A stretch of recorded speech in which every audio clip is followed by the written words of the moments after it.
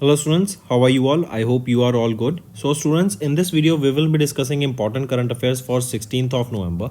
The session will be quite interesting and important. In this video a total of 17 important current affairs will be discussed. In this video we will be talking about the 15th raising day of NTPC. Then we will be talking about the first integrated check post that has been launched in the Assam's Dharanga district, that is between India and Bhutan. Then Air India, it became the first Indian airline to receive the design organization approval from DGCA. Then we will be talking about Global City Index. Then we will be talking about India and Asian Development Bank. They have recently signed a deal for some amount. For what region, for what services, we will be discussing everything in detail here. Also students, if you are new to our channel and haven't subscribed to us, do subscribe as we are one-stop solution for current affairs. Also students, we make sure to upload our daily current affairs video at 5 a.m. in the morning. We make sure to upload weekly current affairs, monthly current affairs, as well as the topic wise current affairs are uploaded on daily basis. That makes sure that your learning is going in a very fully fledged way, and all the content that we provide will help you in your competitive exams. Welcome to Affairs Cloud. My name is Vikas Rana. We are one-stop solution for current affairs. You can find our Crack Current Affairs course on our application exclusively for current affairs, where you will be getting daily, weekly and monthly current affairs on regular basis. You can use code VIKAS10 to get additional 10% discount while purchasing the course. This video is available both in English and Hindi. The timestamp for both English and Hindi are mentioned in the description of each video. You can contact us on the number provided or mail provided. Also follow us on Telegram and Instagram, and the link for the same is provided in the description of each video.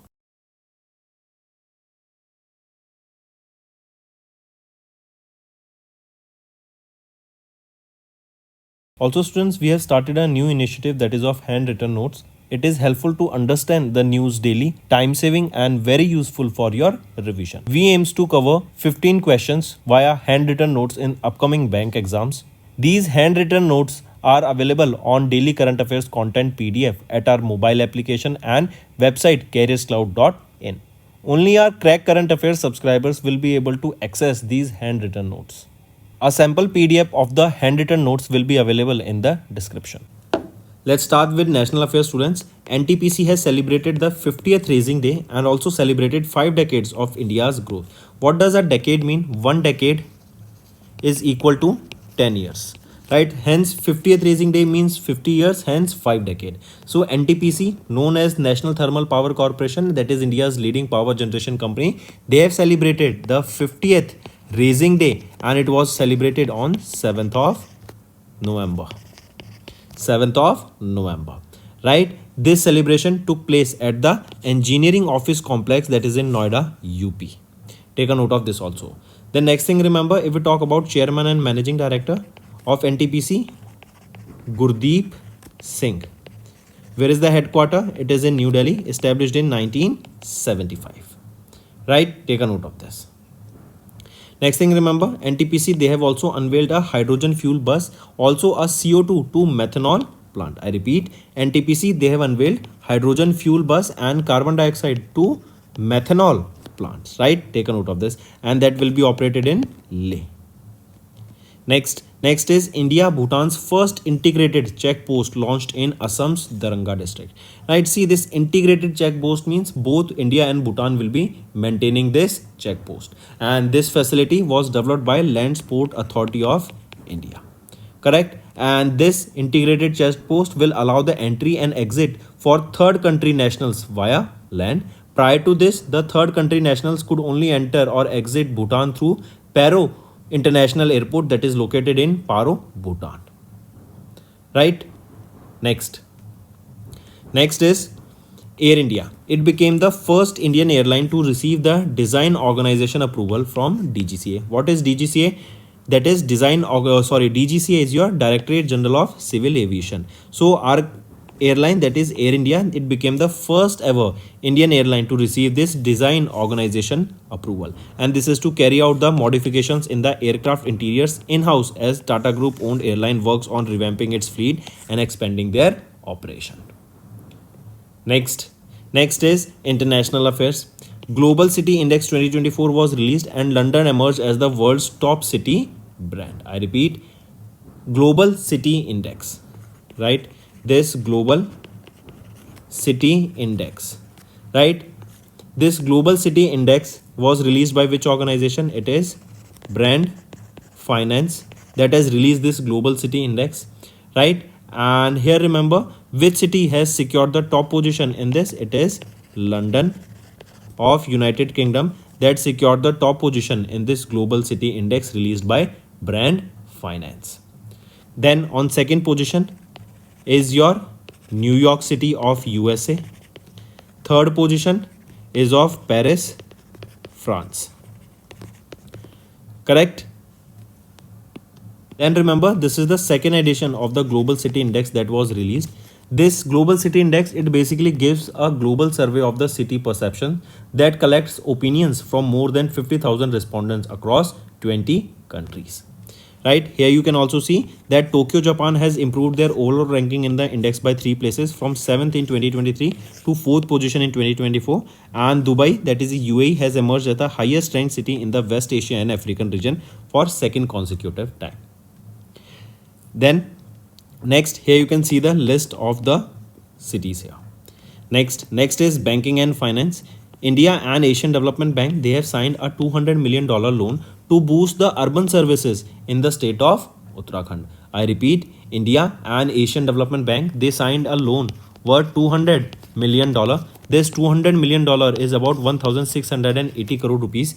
This will provide various facilities for the upgradation of water supply, sanitation, urban mobility, and other services that are in the state of Uttarakhand. Also, here European Investment Bank, they will be co-financing the project worth $191 million on a parallel basis. The main aim of this project here is basically to create an urban infrastructure, right, that is strong and will be able to tackle the climate as well as environmental risks such as floods, landslides and other things. Also, climate resilient roads of 16 km in length will be developed in the Haldwani. Next, if we talk about Asian Development Bank, who is the president? Masatsugu Asakawa, headquartered in Manila, Philippines, established in 1966, and there are 69 member countries here. Next is IBBI. They have partnered with IBA to list and auction liquidation assets on eBCRE platform, right? IBBI, that is your Insolvency and Bankruptcy Board of India.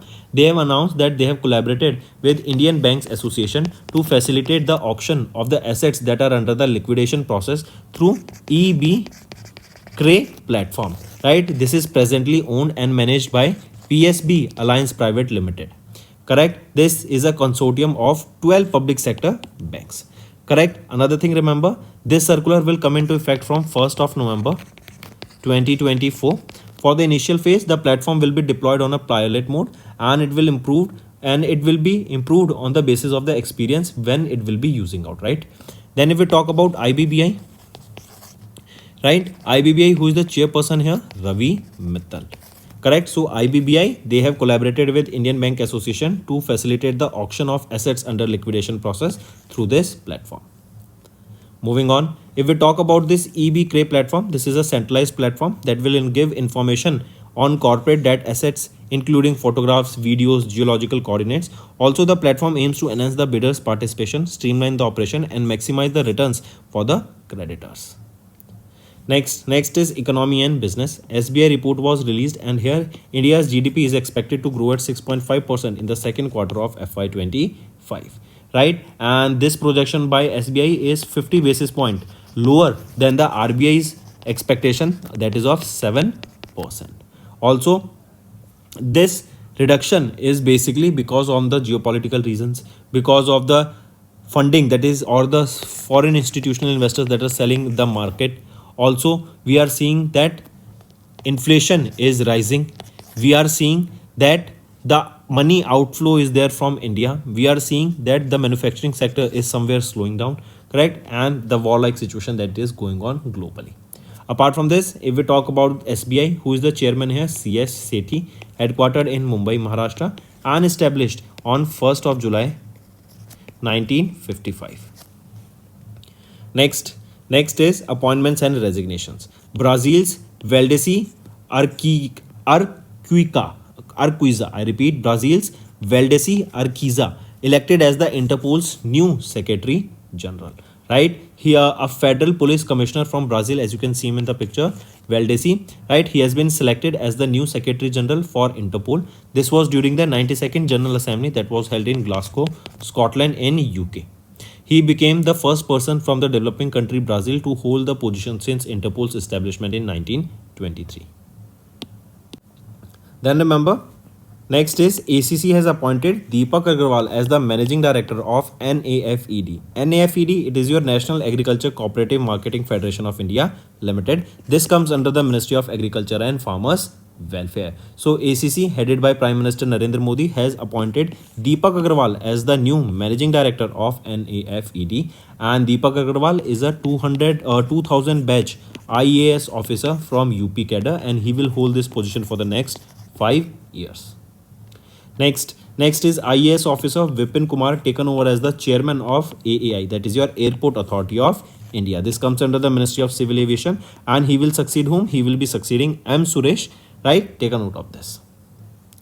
Next is Shashwat Sharma is set to take over as the Managing Director and Chief Executive Officer of Bharti Airtel Limited in January 2026. So Shashwat Sharma, the Chief Operating Officer of Bharti Airtel Limited, right? And he will be succeeding Gopal Vittal. So see, Shashwat Sharma as MD and CEO of Bharti Airtel, then Vipin Kumar as the Chairman of Airport Authority of India, and Deepak Agarwal as the Managing Director of NAFED. So do remember these three appointments. Next is Science and Technology.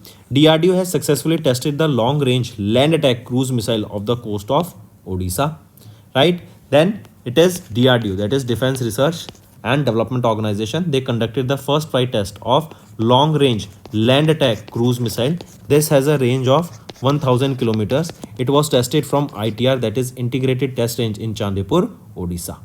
Correct? Take a note of this. Who is the chairperson of DRDO? Dr. Samir V. Kamath. Next is DRDO. They have handed over AHSP of P7 parachute systems to DGQA. What is DGQA? Directorate General of Quality Assurance. So DRDO, they handed over the authority holding steel particulars of P7 parachute system to DGQA, correct, by Agra based Aerial Delivery Research and Development Establishment, that is a DRDO laboratory. Next we are talking about SpaceX. Owner of SpaceX is Elon Musk, right? And he recently, Elon Musk, he has joined the $300 billion club. Coming back, SpaceX, they have successfully launched the KoreaSat 6A satellite, right? This is a South Korean communication satellite, right? It was launched using the Falcon 9 rocket. It was launched from Cape Canaveral, from Canada Space Station or Kennedy Space Center at Cape Canaveral, Florida, USA, right? Next is sports. Chennai Grandmasters 2024 was held, and Arvind has won the Masters title and Pranav became the Challengers champion. Correct? Take a note of here. Grandmaster Arvind Chidambaram clinched the Master title after tying for the first place with Grandmaster Levon of Armenia and Arjun Argesi of India, and defeating Aronian in the final of the tiebreak with 2-0. Correct? This was the second edition of the Chennai Grandmasters that was held from 5th of November till 11th of November. Where it was held? It was held in Chennai, Tamil Nadu. Right? Meanwhile, in the challengers category, Pranav Venkatesh, right, emerged as the victory, right? He won this challengers title. Take a note of this. So master title won by Arvind, Grandmaster Arvind, and the challengers title won by Grandmaster Pranav Venkatesh. Next is Hockey India begins celebration of 100 years of Indian hockey, right? So remember, Indian hockey or Hockey India, they have announced a celebration to mark the 100 years of Indian hockey. 2025 is the centenary year of the Hockey India. Centenary year means 100 years of completion, correct? Hockey India was formed as India's first national body for hockey on 7th of November in 1925. It was found where? It was framed in Gwalior, Madhya Pradesh, correct? Hockey India, this is the apex body of India. And who is the president of Hockey India? Dr. Dilip Kumar Turkey. Who is the Secretary General? Bholanath Singh. Headquarter of which is in New Delhi, established in 1925. Next, we are talking about obituary. Renowned folk singer and Padma Bhushan awardee Sharda Sinha, as you can see here in the picture, passed away at the age of 72. Right? She is famously known by the name Bihar Kokila. Right? That is the Nightingale of Bihar. She passed away at the age of 72 because of the complications of blood cancer. She was born in 1952 in Bihar. Then she is famously known for her songs in Bhojpuri, Maithili, Maghi, Hindi, and many other. She was honored with Padma Shri in 1991, with Padma Bhushan in 2018, and in 2000 she was honored with Sangeet Natak Academy Award. Next is important days. World Diabetes Day observed on 14th of November, and this is to raise awareness about the impact of diabetes, the need for the prevention and early diagnosis of the diabetes. Right? This World Diabetes Day is the world's largest diabetes awareness campaign that reaches a global audience of more than 1 billion people of 160 countries. Then there is a theme here for this: diabetes and well-being. Correct? And this is the UN theme. If we talk about the World Health Organization theme being breaking barriers, bridging gaps. That's all for the day, students. Now let's move to the quickly one-liner revision. NTPC celebrated the 50th Raising Day. Correct? That celebrated the 5 decade of India's growth.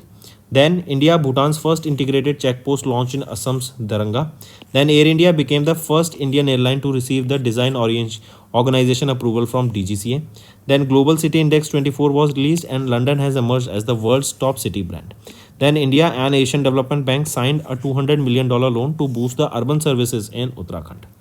Then IBBI has partnered with IBA to list and auction liquidation assets on eBay platform. SBI report was released and they projected India's GDP to grow at 6.5% in the second quarter of FY25. Then Brazil's Valdeci has been elected as the Interpol's new Secretary General. ACC has appointed Deepak Agarwal as the Managing Director of NAFED. Then IAS officer Vipin Kumar takes over as the Chairman of Airport Authority of India. Then Shashwat Sharma set to take over as the MD and CEO of Bharti Airtel Limited in January 2026. Then DRDO, they successfully tested the long-range land attack cruise missile of Odisha's coast. Then SpaceX has successfully launched the KoreaSat 6A satellite. Then Chennai Grandmaster Arvind Chinna has won the Masters title, whereas the Grandmaster Pranav became the Challengers champion. Then Hockey India begins celebration of 100 years of Indian hockey. Renowned folk singer and Padma Bhushan awardee Sharda Sinha recently passed away at the age of 72. And World Diabetes Day observed on 14th of November. So that's all for the day, students. Now let's move to the revision part. Next, which bank has recently partnered with SWIFT to launch an artificial intelligence driven pilot to help combat payments and frauds occurring in the cross-border payments? So it is which bank? The bank is Axis Bank, right? Axis Bank partnered with SWIFT. Now what is SWIFT? SWIFT is Society for Worldwide Interbank Financial Telecommunication. This AI-driven pilot project is expected to provide a very secure infrastructure that will allow the financial institutions to exchange important information along with privacy-preserving models. Next, Government of India and World Bank, they have recently signed how much amount agreement to construct the Green National Highway Corridor project. So, Government of India, they have recently partnered with World Bank and have signed an agreement worth $500 million, and this is basically to deploy or to make safe and green highways. Safe and green highways, right? Take a note of this. Next, which Indian firm has recently partnered with Vested Finance to offer access to global investing for Indians and NRIs? So in order to give access to or invest in India to access it global options, global sectors, global markets, it is HDFC Securities, right? They have partnered with Vested Finance to offer global investing options to Indians and NRIs. Next, which type of cooperative banks are covered under the RBI's revised instructions on bad and doubtful debt reserve to ensure uniformity? So, which type of cooperative banks are covered? It is Urban Cooperative Bank and State Cooperative Banks. These two cooperative banks are covered under the revised instructions on bad and doubtful debt reserve to ensure uniformity. Right, and these revised instructions, they will act as a one-time measure to provide rectification and smooth transactions to an AS compliant approach. Next, with which organization did Thomas Cook, India's limited partner, to launch the Rupee AED Forex card for Indian travelers visiting UAE? So, with which organization did Thomas Cook, India limited partner, to launch this Rupee AED card? So, which is that organization? NPCI, National Payment Corporation of India. And this innovative Made in India initiative is a first of its kind partnership with any Indian non-banking entity. Next, SEBI directed Dash to value their investments in the 81 bonds issued by bank on yield to call basis. So, SEBI, they have directed which organization? They have directed the mutual funds to value their investment into 81 bonds issued by banks on the yield to call basis. These 81 bonds, these bonds are known as the perpetual debt instruments, which are issued by the banks to raise money and to build up their core equity capital. This yield to call, YTC, right? It is the expected return percentage by the investor. Next, Reserve Bank of India issued master directions on the treatment of willful defaulters and large defaulters to scrutinize all NPA accounts that have outstanding amounts of how much? That have an outstanding amount of 25 lakh rupees or above. Right? This will set up a transparent and non-discriminatory framework that will allow the willful defaulters and also disseminate the credit card information about the willful defaulters to the caution lenders against further financing to them, so that the people who organizations that are financing such defaulters, that thing cannot happen and more money cannot go to them because they are not even paying the money that they borrowed earlier. Next, which organization has recently entered into a bancassurance partnership with HSBC India for distribution of non-life insurance product?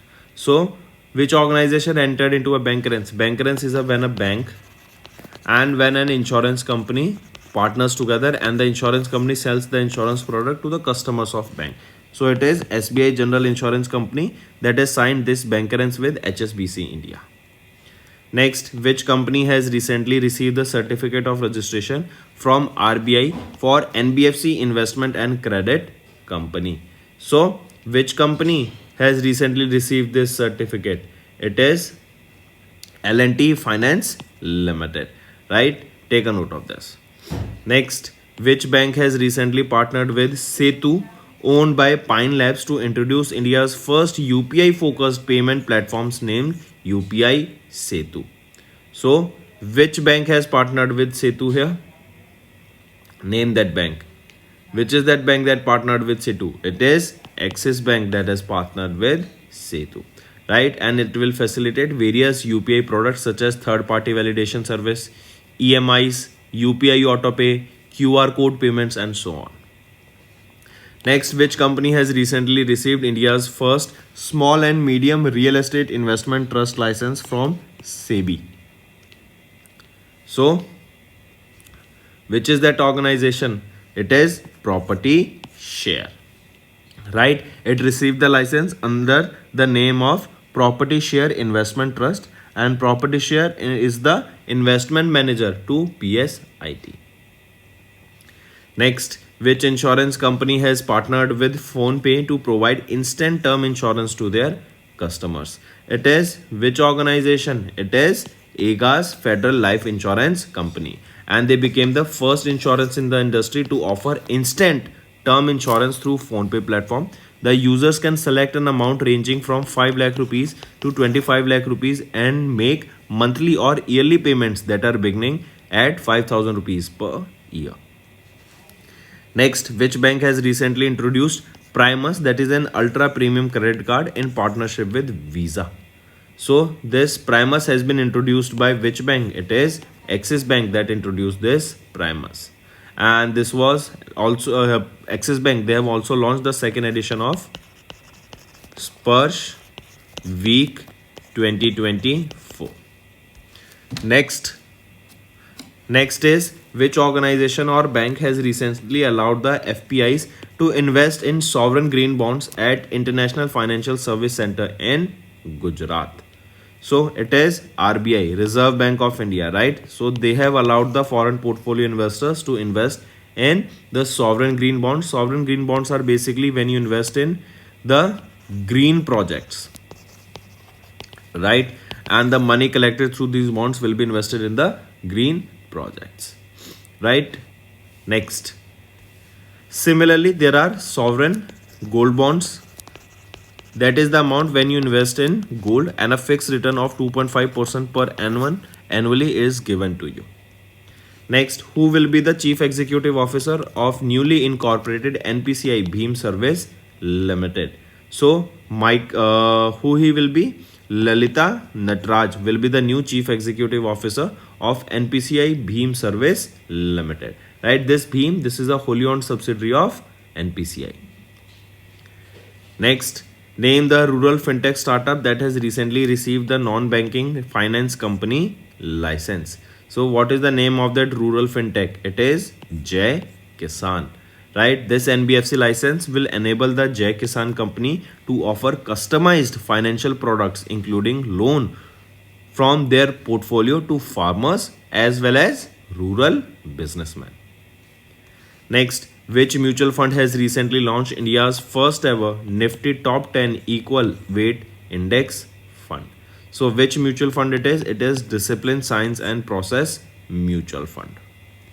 Next, which company has recently received RBI's approval for the conversion into NBFC ICC from NBFC Core Investment Company? Which is that? Which company? It is Tata Capital Limited. Next, which bank has recently introduced a special edition of Vijay Fixed Deposit to celebrate India's 78th Independence Day? So, which bank has introduced this Vijay Fixed Deposit? It was introduced by RBL Bank, and this is a special 500-day tenure fixed deposit that is below for 3 crore rupees that offers 8.85% for super senior citizens, 8.6% for senior citizens, and 8.1% for regular customers. Next, which organization launched new UPI Circle feature on their UPI account holders to delegate payment responsibilities to the trusted secondary users securely? So, which is that organization that has launched this UPI Circle? It is National Payment Corporation of India. They have introduced this UPI Circle, that is a new feature that will allow the primary account holders to delegate their payment to secondary users who are trusted.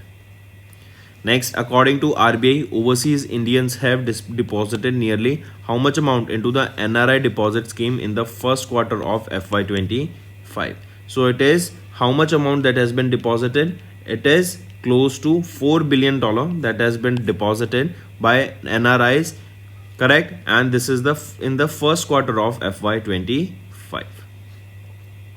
Next, which bank has recently partnered with Aditya Birla Finance Limited to launch a co-branded credit card powered by Visa and RuPay? So it is AU Small Finance Bank. They have partnered with Aditya Birla Finance Bank Limited or Aditya Birla Finance Limited, correct? And it is basically to launch a co-branded credit card powered by Visa and RuPay. Next, which housing finance firm has recently launched Griha Rakshak home loan scheme for Indian Armed Forces? So it is LIC Housing Finance Limited. They have launched this Griha Rakshak scheme, right? And this provides discounted interest rates and benefits to the both serving and retired personals. Next, which bank has recently secured a 5,000 crore rupees loan deal with SAIL Steel Authority of India at 7.49% interest rate for 5-year period? It is Bank of Baroda. Next, which bank has recently introduced a new saving account product Avni for women empowerment? So this Avni product that has been launched for women empowerment, it has been launched by whom? It has been launched by Bandhan Bank. Take a note of this, right? This product will offer specialized MasterCard Platinum debit card with wide range of benefits, and the account holders of Avni saving account will be required to maintain a minimum average quarterly balance of 25,000 rupees. Next, which insurance company has launched a new term insurance product named Sampurna Rakshak Promise? So, this has been launched by Tata AIA Life Insurance Company Limited.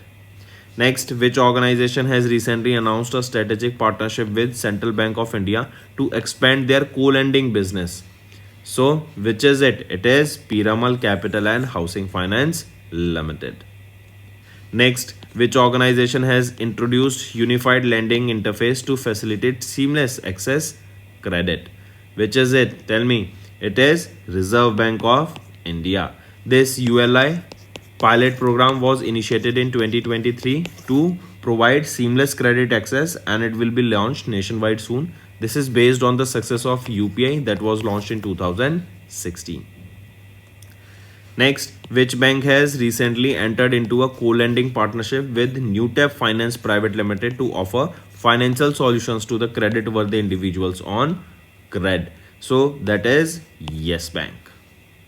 Next, which online payment gateway has recently partnered with Amazon Pay Later to offer instant digital credit to Indian shoppers? So, which online payment gateway it is? It is PayU. They are providing instant credit to the Indian shoppers. Next, which insurance company has recently become the first Indian life insurer to start operations in GIFT City, that is in Gandhinagar, Gujarat? So it is India First Life Insurance Company Limited. Next, students, is our homework section. First, tell me who attended the 19th East Asia Summit. Second question, tell me recently what is the repo rate that has remained unchanged for the fifth time.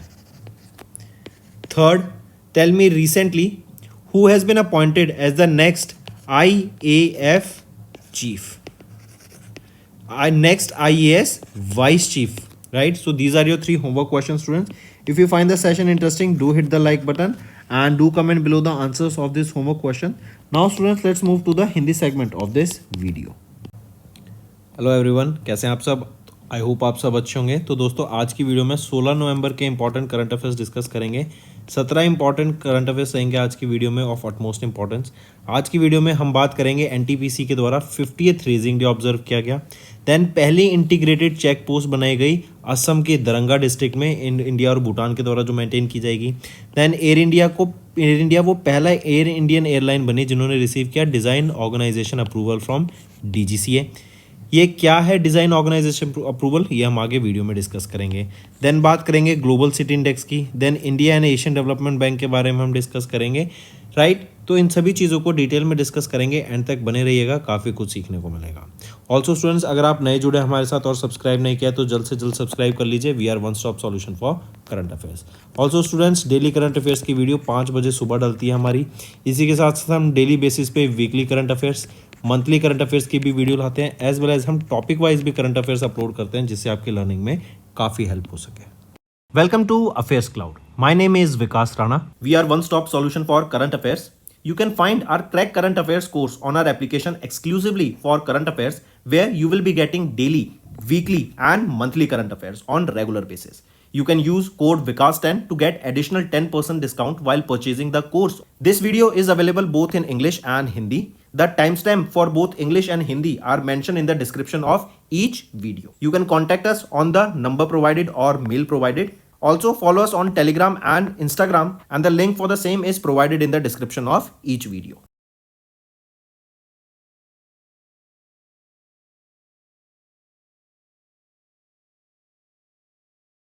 Also students, we have started a new initiative that is of handwritten notes. It is helpful to understand the news daily, time saving and very useful for your revision. We aims to cover 15 questions via handwritten notes in upcoming bank exams. These handwritten notes are available on daily current affairs content PDF at our mobile application and website careerscloud.in. Only our Crack Current Affairs subscribers will be able to access these handwritten notes. A sample PDF of the handwritten notes will be available in the description. National Affairs पे students, NTPC ने celebrate किया 50th raising day and इन्होंने celebrate किया 5 decade of India's growth. 5 decade कैसे? क्योंकि एक decade जो होता है ना आपका 10 साल का होता है, करेक्ट। तो 50 साल हो गए 50th रेजिंग डे, तो 5 डेकेड ऑफ ग्रोथ की यहाँ पे बात की गई, इनोवेशन की बात की गई, करेक्ट। एंड ये जो सेलिब्रेशन था 50th रेजिंग डे का, ये कहाँ पर हुआ? EOC नोएडा यूपी में। ये EOC क्या है? Engineering office complex, Noida UP में हमें देखने को मिला। अगर मैं NTPC की बात करूं, चेयरमैन एंड मैनेजिंग डायरेक्टर कौन रहेंगे? गुरदीप सिंह। यहीं पे अगर मैं बात करूं, हेडक्वार्टर कहाँ पे रहेगा इसका? न्यू दिल्ली में। एंड इसको 1975 में इस्टेब्लिश करा गया था। नेक्स्ट पे आते हैं, एनटीपीसी के द्वारा अनवील किया गया हाइड्रोजन फ्यूल बस को एंड CO2 मैथनॉल प्लांट। तो दो चीज़ें, हाइड्रोजन फ्यूल बस जहाँ पे ग्रीन हाइड्रोजन यूज़ किया जाएगा as a fuel in bus, and carbon dioxide to methanol plant भी यहाँ पे अनवील किया गया एनटीपीसी के द्वारा। कहाँ पर ये हाइड्रोजन फ्यूल बसेस कहाँ पे ऑपरेट होंगी? लेह में। नेक्स्ट आ जाते हैं, इंडिया और भूटान का पहला इंटीग्रेटेड चेक पोस्ट लॉन्च हुआ कहाँ पर? असम के दरंगा डिस्ट्रिक्ट में। इस चेक पोस्ट से क्या होगा? बेसिकली सबसे पहले तो ये याद रखेंगे, इस फैसिलिटी को डेवलप किया गया है land ports authority of India के द्वारा, राइट। ये ICP इंटीग्रेटेड चेक पोस्ट ये अलाउ करेगा एंट्री एंड एग्जिट को फॉर थर्ड कंट्री नेशनल्स को वाया लैंड, करेक्ट। इससे पहले जो एंट्री होती थी वो थ्रू एंट्री और एग्जिट होती थी ऑफ भूटान के नेशनल्स की, वो पारो इंटरनेशनल एयरपोर्ट से ही हो पाती थी, करेक्ट। चलिए नेक्स्ट पे आते हैं। नेक्स्ट है एयर इंडिया। एयर इंडिया पहला इंडियन एयरलाइन बना जिनको रिसीव हुआ design organisation approval from DGCA। ये डिज़ाइन ऑर्गेनाइजेशन अप्रूवल क्या है? DOA। ये डिज़ाइन ऑर्गेनाइजेशन अप्रूवल है बेसिकली। इससे क्या होगा कि ये एयर इंडिया अपने इंटीरियर्स को, करेक्ट, एयर इंडिया की जो अंदर के इंटीरियर्स हैं उसको मॉडिफाई करा पाएगी, राइट। जो डिज़ाइन चेंजेस हैं वो यहाँ पर ला सकेगी। इसके लिए अप्रूवल लेना पड़ता है पहले प्रॉपर, एंड DGCA से इनको यहाँ पे अप्रूवल मिल गया है फॉर दिस DOA। किसको मिला? एयर इंडिया को मिला। Take a note of this. Next आ जाते हैं इंटरनेशनल अफेयर्स पर। तो ग्लोबल सिटी इंडेक्स की हम बात कर रहे हैं। ग्लोबल सिटी इंडेक्स किसके द्वारा रिलीज किया जाता है? ब्रांड फाइनेंस के द्वारा ग्लोबल सिटी इंडेक्स यहाँ पे रिलीज किया जाता है। एंड इस ग्लोबल सिटी इंडेक्स में, जो कि ब्रांड फाइनेंस की ये सेकेंड एडिशन है इस रिपोर्ट का, इसमें अगर हम बात करें लंदन UK इन्होंने यहाँ पे टॉप किया। सेकेंड पोजीशन पे आ जाता है New York of USA, second position पे रहा, राइट। एंड यहीं पे याद रखेंगे अगर हम बात करें थर्ड पोजीशन की, करेक्ट, तो सॉरी फोर्थ पोजीशन की, करेक्ट, पहले तो थर्ड ही देख लेते हैं। थर्ड पे आ जाता है Paris France. Paris France third position पे रहा। एंड फोर्थ पोजीशन पे आ जाता है टोक्यो जापान, राइट। इस इंडेक्स में बताया जाता है about the global survey of city perception, कैसी सिटीज़ हैं, राइट, वहाँ पे क्या ओपिनियंस है लोगों के, क्या वहाँ पे ग्रोथ है, क्या लोग वहाँ पे खुश हैं या नहीं, तो सारी चीज़ों को कंसिडर करके ये लिस्ट रिलीज़ की जाती है। नेक्स्ट आ जाते हैं फिर ये जो ब्रांड फाइनेंस है, करेक्ट, इनकी ये ग्लोबल सिटी इंडेक्स की सेकेंड एडिशन है इस इंडेक्स का। एंड यहाँ पे 15,000 से भी ज़्यादा रेस्पॉन्डेंट्स फ्रॉम 20 कंट्रीज़ का ये डाटा ओपिनियंस लिया गया एंड उसके बेसिस पे डाटा रिलीज़ किया जाता है। ब्रांड फाइनेंस की अगर मैं बात करूँ तो यहाँ पे founder and chief executive officer कौन रहेंगे? वो है डेविड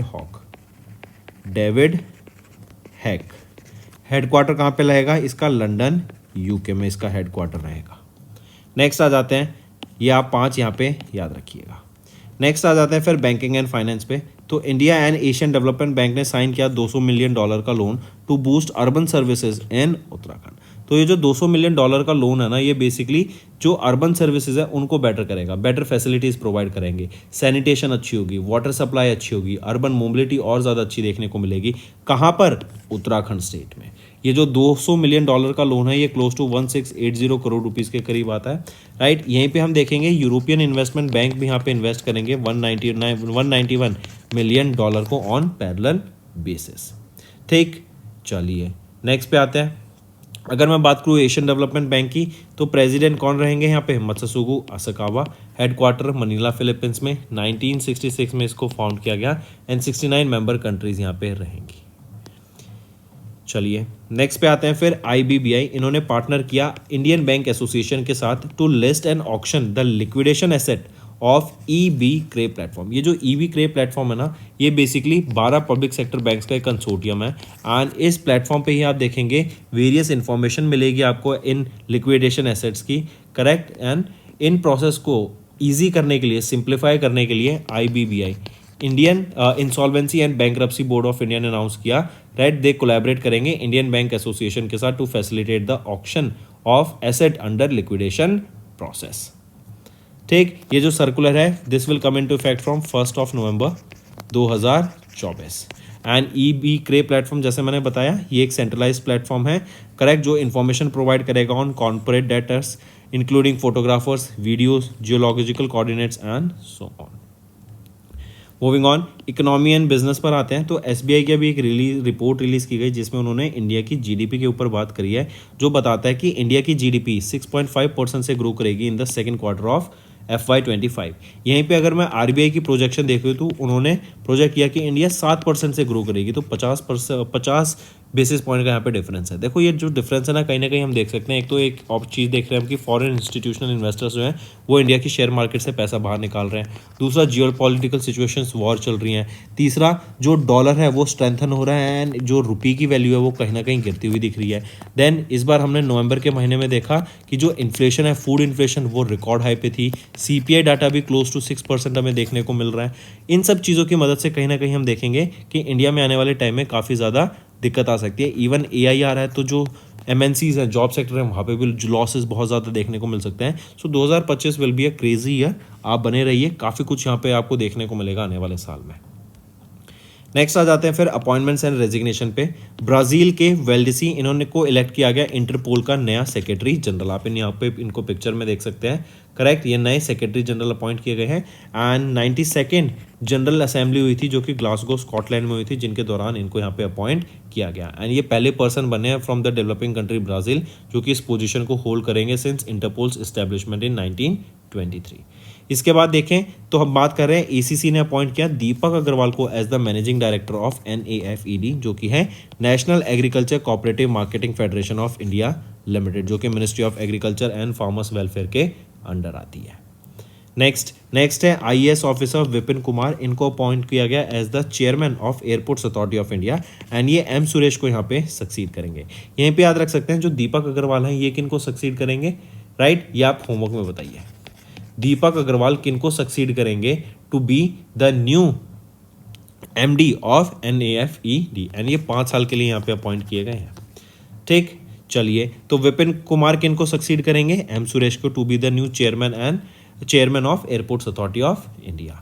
एक और अपॉइंटमेंट देखते हैं शाश्वत शर्मा की, इनको अभी MD एंड CEO अपॉइंट किया गया है भारतीय एयरटेल लिमिटेड का जनवरी 2026 में। तो शाश्वत शर्मा ये MD एंड CEO बने भारतीय एयरटेल के, ये किनको सक्सीड करेंगे, गोपाल विट्ठल को। एंड इनकी जो पोजीशन है, correct, as MD and CEO of Bhartiya Airtel limited, ये स्टार्ट होगी फ्रॉम 1 जनवरी 2026। नेक्स्ट आ जाते हैं साइंस एंड टेक्नोलॉजी पे। DRDO ने सक्सेसफुली टेस्ट किया long range land attack cruise missile को ऑफ ओडिशाज कोस्ट, राइट। तो DRDO ने अभी रिसेंटली टेस्ट किया है किसको, long range land attack cruise missile को, जिसकी रेंज रहेगी 1000 kilometres from ITR Chandipur Odisha, correct, mark करके चलेंगे, take a note of this. इसी के अलावा एक और चीज़ याद रखेंगे, DRDO के द्वारा अभी हैंडओवर किया गया AHSP क्या है, अथॉरिटी होल्डिंग सील्ड पर्टिकुलर्स को of P7 parachute system to the directorate general of quality assurance, quality test करने के लिए ये यहाँ पे हैंडओवर किया गया है। DRDO की बात करें तो चेयरमैन कौन रहेंगे, doctor Sameer V Kamat, headquarter new Delhi में रहेगा, 1958 में इसको एस्टेब्लिश करा गया। नेक्स्ट आ जाते हैं स्पेसएक्स के बारे में। स्पेसएक्स किनकी कंपनी है, इलॉन मस्क की, और इलॉन मस्क अभी $300 बिलियन की क्लब में ज्वाइन होते हुए दिखे हैं। स्पेसएक्स ने अभी लॉन्च किया है कोरियासैट 6A सैटेलाइट को, राइट। ये साउथ कोरिया की सैटेलाइट है जो कि एक कम्युनिकेशन सैटेलाइट रहेगी, ये एक कम्युनिकेशन सैटेलाइट रहेगी। फैल्कन 9 रॉकेट को मदद से इसको लॉन्च किया गया था। एंड कहाँ से लॉन्च किया गया था, इसको Kennedy space centre Cape Canaveral Florida USA से इसको यहाँ पे लॉन्च किया गया था। नेक्स्ट आ जाते हैं फिर स्पोर्ट्स के ऊपर। तो चेन्नई ग्रैंड मास्टर्स 2024 अभी हमें देखने को मिला एंड ग्रैंड मास्टर अरविंद इन्होंने मास्टर्स टाइटल जीता, वहीं पे ग्रैंड मास्टर प्रणव इन्होंने चैलेंजर्स चैंपियन टाइटल यहाँ पे जीता। मार्क करके चलेंगे, दोनों इंपॉर्टेंट है। नेक्स्ट आ जाते हैं फिर हॉकी इंडिया की बात करें तो इन्होंने 100 ईयर सेलिब्रेशन के लिए स्टार्ट कर दिया है, क्योंकि 7 नवंबर 1925 में हॉकी इंडिया को इस्टेब्लिश किया गया था। तो अब 2025 में हमें 100 साल होते हुए दिखेंगे, पूरी एक सेंचुरी 100 साल होते हुए दिखेंगे। तो इसको सेलिब्रेट करने के लिए, इसको ऑनर करने के लिए, हॉकी को ऑनर करने के लिए, राइट, हॉकी इंडिया ने ईयर लॉन्ग पूरे साल सेलिब्रेशन का यहाँ पे माहौल सजा लिया है। And 100 year of India hockey celebrate किया जाएगा 2025 में। हॉकी इंडिया 7 नवंबर 1995 में इस्टेब्लिश किया गया था। कहाँ पर? ग्वालियर, मध्य प्रदेश में। ठीक है, अगर हॉकी इंडिया की बात करें तो प्रेसिडेंट कौन रहेंगे? प्रेसिडेंट है doctor Dilip Kumar Turkey. Secretary general कौन है? भोलानाथ सिंह। एंड हेडक्वार्टर रहेगा न्यू दिल्ली में। एंड 1925 में इसको इस्टेब्लिश करा गया था। नेक्स्ट पे आ जाते हैं ऑब्यूटरी के ऊपर। Renowned folk singer and Padma Bhushan awardee Sharda Sinha, इनका निधन हो गया at the age of 72, right. And blood cancer था इनको, उसकी कॉम्प्लिकेशंस की वजह से इनका निधन हो गया। करेक्ट। ये काफ़ी फेमस इनके अपने सॉन्ग्स जैसे भोजपुरी में, मैथिली में, मगही में, हिंदी में इनके काफ़ी फेमस सॉन्ग हैं, उनके लिए काफ़ी फेमस हैं। पद्माश्री से इनको सम्मानित किया गया था 1991 में। देन पद्मा भूषण से इनको सम्मानित किया गया था 2018 में। एंड देन 2000 में इनको संगीत नाटक अकेडमी अवार्ड से सम्मानित किया गया था। नेक्स्ट आ जाते हैं। नेक्स्ट है important days. World diabetes day 14 नवंबर को ऑब्जर्व किया जाता है। And it is basically to raise the awareness of the impact of diabetes, इसका प्रिवेंशन, अर्ली डायग्नोस क्यों इंपॉर्टेंट है, क्या प्रॉपर ट्रीटमेंट होना चाहिए, इसके बारे में अवेयरनेस क्रिएट कराने के लिए डे ऑब्जर्व किया जाता है। यहीं पे याद रखेंगे, इसकी अगर यूएन की थीम बात करें तो डायबिटीज़ एंड वेलबिंग रहेगी। एंड वर्ल्ड हेल्थ ऑर्गेनाइजेशन की थीम की बात करें तो breaking barriers and bridging gaps इसकी यहाँ पे थीम रहेगी। नेक्स्ट आ जाते हैं स्टूडेंट्स, ये तो हो गया हमारा आज का कंटेंट। अब क्विकली वन लाइनर रिवीजन पे आते हैं। एनटीपीसी ने सेलिब्रेट किया 50th रेजिंग डे को एंड सेलिब्रेट किया 5 decades of India's growth. India Bhutan का पहला इंटीग्रेटेड चेक पोस्ट लॉन्च हुआ असम के दरंगा में। Then Air India became the first Indian airline to receive the design organisation approval from DGCA. Global city index की बात करें तो London emerge as the world's top city brand. Then India and Asian development bank, इन्होंने $200 million का एक loan agreement sign किया ताकि urban services को और बेटर किया जा सके उत्तराखंड में। देन आईबीबीआई ने पार्टनर किया आईबीए के साथ to list and auction liquidation assets on EB Kray platform. SBI report की बात करें तो इंडिया की GDP is expected to grow at 6.5% in the second quarter of FY25। वहीं पे आरबीआई प्रोजेक्ट कर रहा है 7% for the same quarter. Brazil के वेल्डेसी, इनको इलेक्ट किया गया इंटरपोल के नए सेक्रेटरी जनरल के तौर पे। एसीसी ने अपॉइंट किया दीपक अग्रवाल को as the managing director of NAFED। Then IAS officer Vipin Kumar, इनको चेयरमैन का अपॉइंट किया गया है एयरपोर्ट अथॉरिटी ऑफ इंडिया का। Shashwat Sharma set to take over as MD and CEO of Bharti Airtel limited जनवरी 2026 में। देन डीआरडीओ की बात करें, डीआरडीओ ने सक्सेसफुली लॉन्च किया long range land attack cruise missile off Odisha's coast. SpaceX ने सक्सेसफुली लॉन्च किया कोरिया सेट 6A सैटेलाइट को, जो कि एक कम्युनिकेशन सैटेलाइट है। एंड फैल्कन 9 रॉकेट की मदद से इसको लॉन्च किया गया था। देन चेन्नई की ग्रैंड मास्टर 2024 हुई। यहाँ पे ग्रैंड मास्टर अरविंद एंड इन्होंने ग्रैंड मास्टर अरविंद ने मास्टर्स टाइटल जीता। वहीं पे ग्रैंड मास्टर प्रणव ने यहाँ पे चैलेंजर्स चैंपियन टाइटल जीता। Then hockey India began celebration of 100 years of Indian hockey. Then renowned folk singer and Padma Bhushan awardee Sharda Sinha, इनका निधन हो गया at the age of 72। And world diabetes day observe किया जाता है 14 नवंबर को। तो दोस्तों ये थे हमारे आज के इंपॉर्टेंट करंट अफेयर्स। अब आ जाते हैं रिवीजन पार्ट पर। चलिए स्टार्ट करते हैं। पहला क्वेश्चन है, किस मिशन ने रिसेंटली सेलेक्ट किया 8 रिस्पॉन्सिबल AI प्रोजेक्ट्स को थ्रू EOIs जो रिसीव हुए under the safe and trusted AI pillars. यहाँ पे हम बात कर रहे हैं मशीन लर्निंग की, सिंथेटिक डाटा जनरेशन की, हम बात कर रहे हैं AI की ऑडिटिंग टूल्स के बारे में, एल्गोरिदम्स के बारे में, वेरियस गवर्नेंस से रिलेटेड एल्गोरिदम्स डेवलप करने के लिए। तो ये 8 AOIs यहाँ पे रिसीव हुए किस मिशन के अंडर? तो इंडिया AI मिशन के अंडर ये रिसीव हुए हैं। एंड यहाँ पर हम देखेंगे कि गवर्नमेंट भी AI को काफ़ी ज़्यादा यहाँ पे प्रमोट कर रही है। नेक्स्ट आ जाते हैं, सुप्रीम कोर्ट ने रिसेंटली अपहेल्ड किया constitutional validity of dash of the citizenship act of 1955 which was recognised which recognise the Assam accord. तो सेक्शन 6A को यहाँ पे अभी रिसेंटली अपहेल्ड कर लिया गया इसकी वैलिडिटी को। सेक्शन 6A बेसिकली क्या है? ये एड्रेस करता है उन माइग्रेंट्स को जो कि ईस्ट पाकिस्तान से, ईस्ट पाकिस्तान क्या है जिसको अब हम बांग्लादेश बोलते हैं, जो कि बांग्लादेश से इंडिया में माइग्रेट हुए थे। कब से कब के बीच में? 1 जनवरी 1966 से लेके 24 मार्च 1971 के बीच में जो इंडिया में माइग्रेट हुए थे, राइट, उनको एड्रेस किया जाता है यहाँ पे। नेक्स्ट आ जाता है, under which scheme union minister Piyush Goyal, इन्होंने रिसेंटली लॉन्च किया district master plan for 27 aspirational districts in the country. तो ये पायलट बेसिस पे प्रोजेक्ट लॉन्च किया गया है। इसके अंडर 27 एस्पिरेशनल ब्लॉक्स को, डिस्ट्रिक्ट्स को यहाँ पे डेवलप किया जाएगा आने वाले कुछ महीनों में। एंड इसके अंडर अगर ये आने वाले 3 सालों में, एंड अगर ये सक्सेसफुल रहता है तो हम देखेंगे कि इसी को बढ़ा के 750 डिस्ट्रिक्ट्स करने की बात की गई आने वाले टाइम में। एंड इसके लिए 100 लाख करोड़ रुपीस का बजट यहाँ पे अलोकेट किया गया है सरकार के द्वारा। तो पूछा जा रहा है कि स्कीम के अंडर ये रहेगा, तो ये पीएम गति शक्ति के अंडर रहेगा। इससे क्या होगा, हमारी जो कनेक्टिविटी है वो बहुत ज़्यादा बेटर हो जाएगी। इससे लॉजिस्टिक सेक्टर को बहुत ज़्यादा इंप्रूवमेंट देखने को मिलेगा। Next, which of the following points are correct with respect to the President Draupadi Murmu's visit to Algeria, Mauritania and Malawi from 13 to 19th of October 2024? अगर हम ऑप्शंस देखें, ऑप्शन ए एंड बी बिल्कुल सही है। सी कह रहा है कि सी गलत है। सी कह रहा है कि India is one of the largest investors in Malawi with $300 million investment in various sectors. तो नहीं, $300 मिलियन नहीं, $500 मिलियन की ये इन्वेस्टमेंट देखने को मिलेगी। नेक्स्ट आ जाते हैं, according to the reports world line report, Indian digital payment reports for the first half of 2024, the total number of dash transactions increased to 78.97 billion in the first half of 2024। तो हम यहाँ पे UPI transactions की बात कर रहे हैं कि जो यूपीआई ट्रांजैक्शन है, हम जानते हैं कि एक यूपीआई एक गेम चेंजर है, यूनिफाइड पेमेंट इंटरफेस। तो इंडिया के लिए ये गेम चेंजर रहा है। एनपीसीआई के द्वारा इसको लॉन्च किया गया था, 2017 में इसको लाया गया था। एंड इससे हम देख रहे हैं जो नंबर ऑफ ट्रांजैक्शंस है ना, वो बढ़ती ही जा रही हैं। करेक्ट। जो मेजर प्लेयर्स हैं यहाँ पर वो आ जाते हैं फोन पे, पेटीएम एंड गूगल पे, जीपे। ये आपके मेजर प्लेयर्स हैं जो इस मार्केट को डोमिनेट कर रहे हैं। नेक्स्ट आ जाते हैं कि which country is the largest source of FDI India में। राइट। तो इंडिया में सबसे ज़्यादा एफडीआई हमें कहाँ से देखने को मिल रहा है, किस कंट्री से देखने को मिल रहा है? तो यूएसए से सबसे ज़्यादा हमें एफडीआई देखने को मिल रहा है। जो भी टोटल एफडीआई आ रहा है उसका 50% एफडीआई हमें अगर एक चीज़ और करेक्ट करेंगे, मैं यूएसए से सबसे ज़्यादा एफडीआई देखने को मिल रहा है, उसके बाद मॉरिशस से, उसके बाद सिंगापुर से, उसके बाद यूनाइटेड किंगडम से।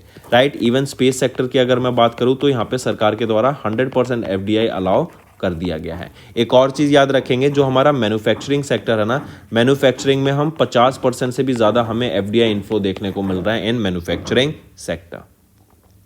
Next, who became the second women from India and the 10th Indian to be inducted into the International Cricket Council's hall of fame for class of 2024। तो 3 लोग यहाँ पे याद रखेंगे, सेकंड वीमेन बनी, वो है नीतू लॉरेंस। राइट। पहले तो यही याद रखेंगे, ये बनी एंड ये 114th इंडिविजुअल बनी टू द जिनको इंडक्ट किया गया हॉल ऑफ फेम में। 113th कौन है? वो है एलेस्टर कुक। एंड 115th कौन है? वो है एबीडी विलियर्स। दोनों ये तीनों आपके क्रिकेट प्लेयर्स हैं। Next, whose tenure as Registrar General has recently been extended up to the 4th of August 2026 by ACC। तो मृत्युंजय कुमार नारायण जी का जो टर्म है उसको एक्सटेंड कर दिया गया है। पहले ये 6 दिसंबर 2024 तक इनका टर्म था, अब इसको एक्सटेंड करके कर दिया गया है 4th of August 2026 तक। ठीक है। मृत्युंजय कुमार नारायण ये एक 1995 बैच के आईएएस ऑफिसर हैं of UP cadre. Next, name the multi target detonation device that was recently launched by Chief of Army Staff General Upendra Dwivedi during the Army Commanders Conference in Gangtok, Sikkim. तो इसका नाम रहेगा अग्नियास्त्रा।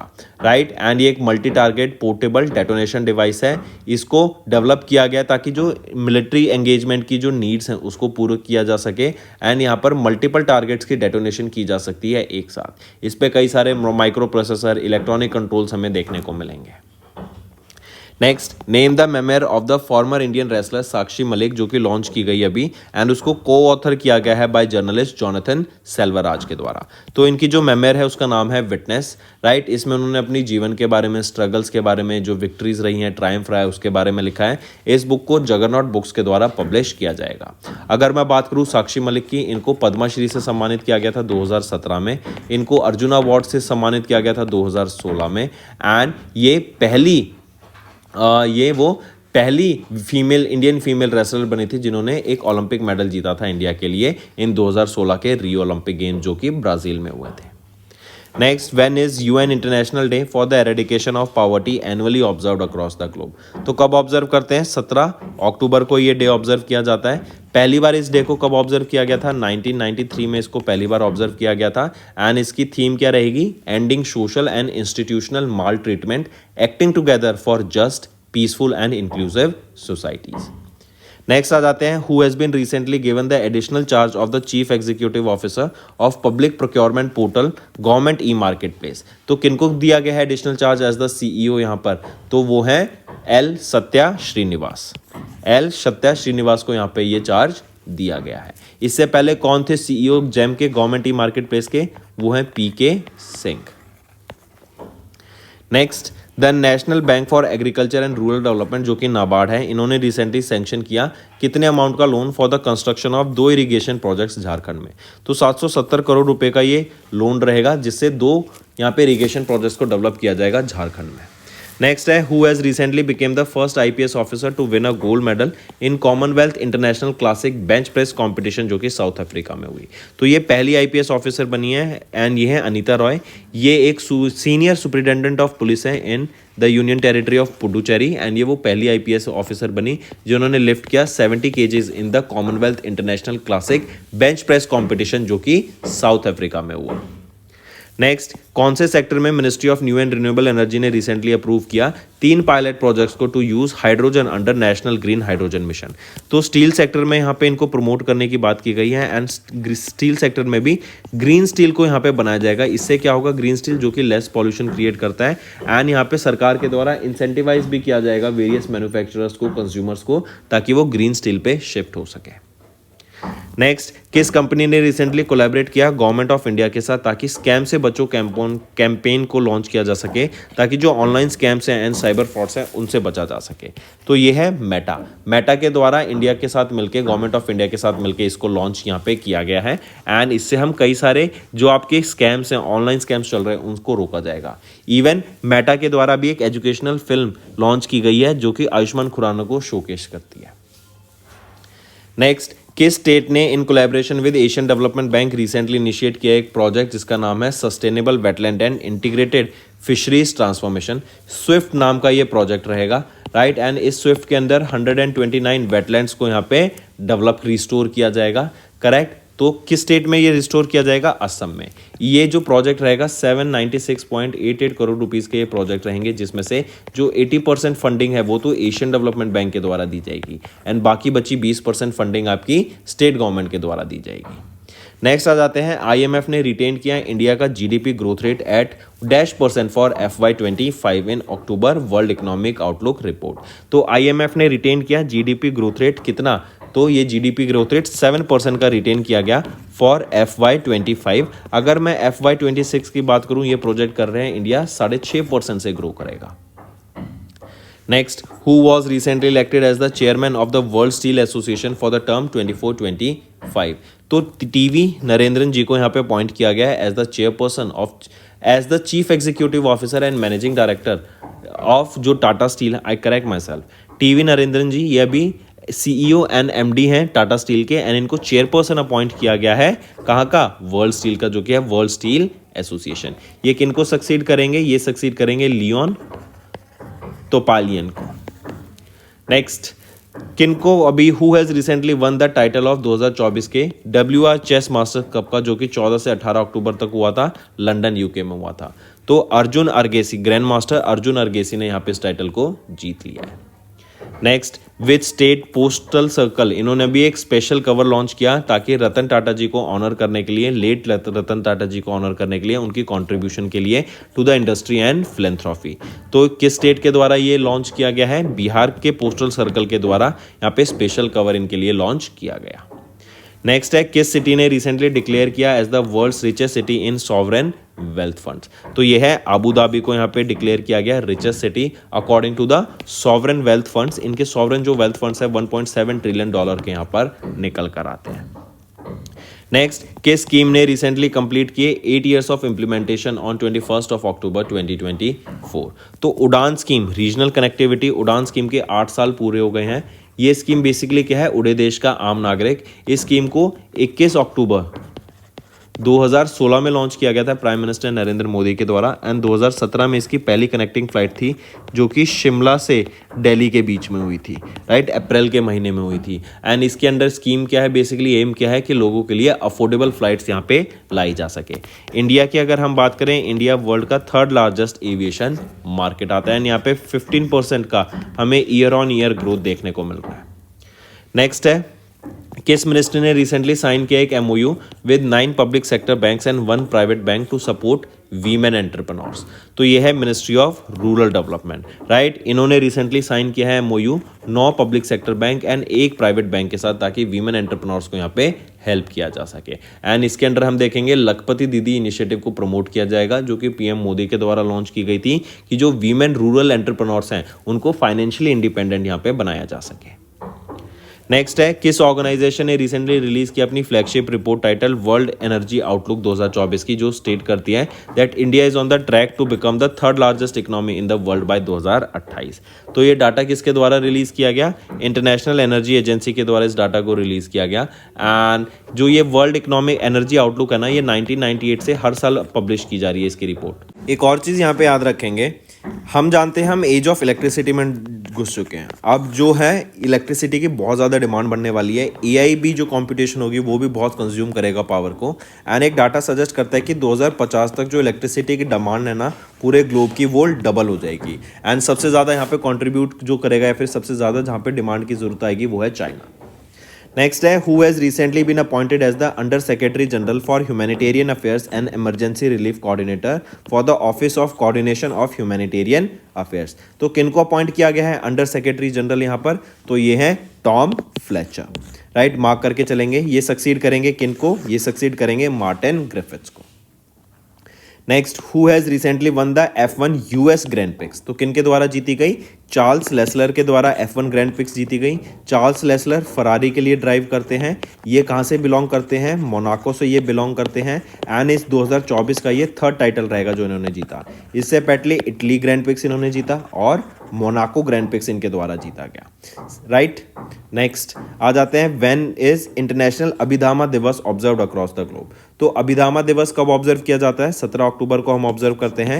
And Pali language में अभिधामा का मतलब होता है अभी मतलब हायर, अभी मतलब हायर, धामा मतलब आपका टीचिंग्स। तो हायर टीचिंग्स की यहाँ पे बात किया जाता है अभिधामा के अंडर। एंड पाली क्यों मैं बता रहा हूँ इंपॉर्टेंट यह है क्योंकि इसको अभी क्लासिकल लैंग्वेज डिक्लेयर किया गया है। Next, the ministry of environment forest and climate change ने डेजिग्नेट किया Namdapha national park and tiger reserve को and Kamlang wildlife sanctuary and tiger reserve को, जो कि अरुणाचल प्रदेश में लोकेटेड है, एज इको सेंसिटिव जोन।